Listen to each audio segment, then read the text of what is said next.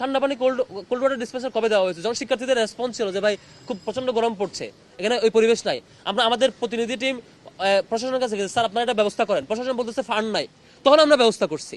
তারপরে এইভাবে প্রত্যেকটা প্রজেক্টে যে কটা পানি ফিল্টার এভাবে হয়েছে যে প্রশাসন আমরা বলছি আপনারা এটা দেন, শিক্ষার্থীদের দরকার, প্রশাসন বলতেছে আমাদের ফান্ড নাই, কোথায় দিব বাবা?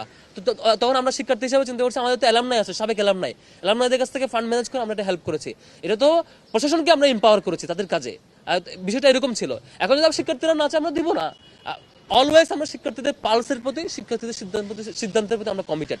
হলের অধিকাংশ শিক্ষার্থীরা যখন যেটা চাইবে আমরা সেই অনুযায়ী করবো, এটাতে কোনো কনফিউশন না। শিক্ষার্থীরা যদি বলে যে এখন ফেরত দিয়ে দিবে, শিক্ষার্থীরা যদি চায় যে এখন লাগবে আমরা চেষ্টা করবো হেল্প করার। শিক্ষার্থীরা যদি চায় তাদের লাগবে না, তাহলে আমরা এই কাজে এঙ্গেজ হবো না। শিক্ষার্থীরা যে কাজে যেভাবে এঙ্গেজমেন্ট চাইবে সেটা। তবে এখানে কোনো দলীয় এজেন্ডা বাস্তবায়ন করার জন্য কেউ যদি একক বিরোধিতা করে সেটাকে আমরা শিক্ষার্থী হিসেবে বিবেচনা করবো না। শিক্ষার্থীদের সমন্বিত সাধারণ সভায় যখন শিক্ষার্থীরা যখন যেটা চাইবে পাশ হয়ে আসবে, সেটাই আমরা রেসপেক্ট করব। ডাকসু নিয়ে কোনো আশঙ্কা আমি দেখছি না। রাতের মধ্যেই যেমন একটা কনফিউশন তৈরি হয়েছে, পরিবেশ তৈরি হয়েছে, এই পরিবেশ আবার এক রাতের মধ্যে সলভ করে ফেলা যায়, এটা প্রশাসনের হাতে আছে। প্রশাসন চাইলে এইটা সবার সাথে বসে একটা সমন্বিত সিদ্ধান্তের মধ্য দিয়ে একটা সমাধানে চলে আসতে পারে। এখন এটা প্রশাসনের সক্ষমতা বা ব্যর্থতার উপর ডিপেন্ড করবে। রাতারাতি যেমন প্রবলেম ক্রিয়েট হয়, আবার রাতারাতি এটা সলভ করার মধ্যে সেই ক্যাপাসিটি প্রশাসনের থাকতে হবে, কারণ প্রশাসনের ব্যর্থতার কারণেই এই ধরনের ক্রাইসিস তৈরি হয়েছে। আমি ডাকসু পিছানোর কোনো কারণ, কোনো উপলক্ষ বা মাধ্যম এখানে দেখছি না আর কি। ডাকসু অন টাইমে হবে বলে বিশ্বাস করতে চাই। ওই শিক্ষার্থীর রাজনৈতিক পরিচয় খুঁজবেন, যে শিক্ষার্থীটা বলবে তার রাজনৈতিক পরিচয় নিশ্চিত পাবেন। উইদাউট রাজনৈতিক আইডেন্টিটি ছাড়া যদি কোনো শিক্ষার্থী এরকম বলে আমার সাথে বসায় দিবেন, তার কাছে আমি রিকমেন্ডেশন দেবো। আর কিভাবে করলে এটাকে পাবলিক সংগঠন বলে। গত এই 5-7 মাস সময়ে ছাত্র শিবির যে ম্যাসিভ পর্যায়ে প্রোগ্রাম করছে, পাবলিক ইভেন্ট, তার ধারে কাছে কোনো সংগঠন করে নাই। তাও যদি কেউ এটা অভিযোগ দেয় তার কাছ থেকে আমি রিকমেন্ডেশন চাইবো, ভাই আর কিভাবে কাজ করতে পারি, রিকমেন্ডেশন দিবেন। আমার সংগঠনের কমিটি তো আমি দেই ভাই, আপনি তো দেন না। এখন যদি আমি কমিটি দেই নাই আর আমার উপর বলে যে কমিটি দাও, তাহলে কি আমার সংগঠনের পুলিশ আপনি ঠিক করবেন? তাহলে এটা তো ডাবল স্ট্যান্ডার্ড গিরি। কালকে একজন দেখলাম, বেশ হাসলাম অনেকক্ষণ, একজন বলেছে ছাত্র দলের কমিটি বিলুপ্ত করতে হবে আর শিবিরকে কমিটি দিতে হবে, একজনের বক্তব্য দেখলাম, আমি অনেকক্ষণ হাসলাম। মানে অদ্ভুত ব্যাপার, শিবিরের কমিটি সে দিবেন আমি দিব?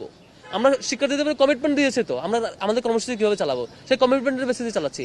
কারো বাইরের মানে ফেব্রিকেটেড প্রস্তাবনা, কারো হচ্ছে সাজানো গুছানো প্রস্তাবনা, উদ্দেশ্য প্রণোদিত কথার ভিত্তিতে শিবির চলে না। শিবির তার দলীয় নির্দিষ্ট প্রিন্সিপালের ভিত্তিতে ছাত্র শিবির চলবে এবং সেই কমিটমেন্টের অনুযায়ী শিবির চলছে আর কি। আমাদের রিকমেন্ডেশন ছিল রাজনৈতিক সংগঠনগুলোর প্রতিনিধিরা তাদের হলে থাকবে আবাসিক শিক্ষার্থী হিসেবে, তার রাজনৈতিক পরিচয় কোনো ধরনের ফেভার পাওয়া কিংবা কোনো ধরনের চাপের মুখোমুখি হওয়ার কারণ হবে না। তার রাজনৈতিক পরিচয়, সে তার মতামত প্রকাশ করতে পারবে, পলিটিক্যাল প্র্যাকটিসগুলো বিশ্ববিদ্যালয়ে এরিয়া কেন্দ্রিক করবে, এটা আগেও বলেছিলাম আমরা।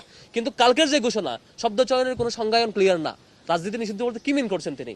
ওই ব্যক্তি হলে থাকতে পারবে কিনা, কি কাজ করতে পারবে, কি কাজ করতে পারবে না, ক্লিয়ার কোনো ঘোষণা আসে নাই। সেদিক থেকে আমরা এটা মানে ফিডব্যাক দেওয়াটা কঠিন আর কি। বিশ্ববিদ্যালয় যদি একটা ফিক্সড ঘোষণা দেন সংজ্ঞায়ন সাপেক্ষে, তাহলে আমরা এটা ফিডব্যাক দিতে পারবো।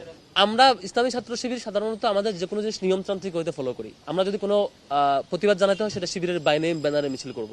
আর আমাদের যদি কোনো কিছু মানে রিকমেন্ড করতে হয়, আমরা সেই রিকমেন্ডেশনটা আমরা ইউনিভার্সিটি প্রশাসনকে রিকমেন্ড করি। এর আগেও করেছি, এই যে হলে আবাসিক এরিয়ার রাজনীতি থাকা না থাকা ইস্যুতে আমরা রিকমেন্ডেশনটা আমরা এর আগেও বহুবার করেছি বিশ্ববিদ্যালয় প্রশাসনকে। আমি শেষ করি ভাই, গতকালকে আপনারা দেখেছেন যে একটা হলে শিবিরের পক্ষ থেকে দেওয়া পানির ফিল্টার ভাঙচুর চালাইছে। তার মানে কি এটা আমরা চালাইছি?